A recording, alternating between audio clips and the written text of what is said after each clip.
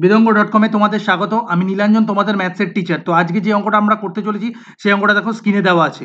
px equal to x two the power 4 minus a square x square plus 2x minus a বহুপদী রাশিমালাটি x plus a দ্বারা বিভাজিত হলে এর মান নির্ণয় করো।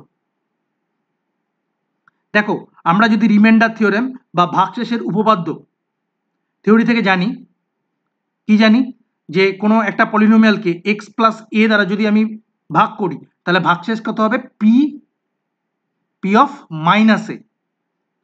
তাহলে আমরা কি বার করব? পি অফ মাইনাস এ বার করব, তাহলেই আমরা ভাগশেষ পেয়ে যাব। এবং সেই ভাগশেষটা কত হবে? 0, কারণ এক্স প্লাস এ দ্বারা বিভাজ্য সেটা। সে ভাগশেষ কত হবে? 0। তাহলে P of minus a equal to 0।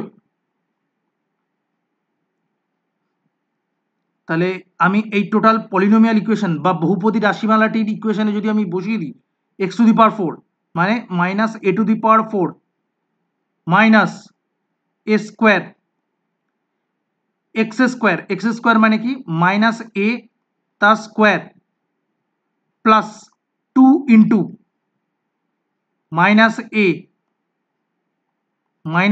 Equal to 0। তাহলে আমরা কত পেলাম? A to the power 4 minus a square into a square minus 2a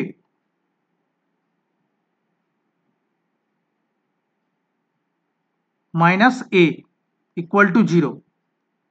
তাহলে a to the power 4 minus a to the power 4 minus 3a equal to 0।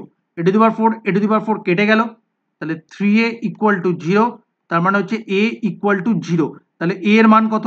a এর মান হচ্ছে 0। বেদঙ্গ.com এই সলিউশনটি দেখার জন্য ধন্যবাদ।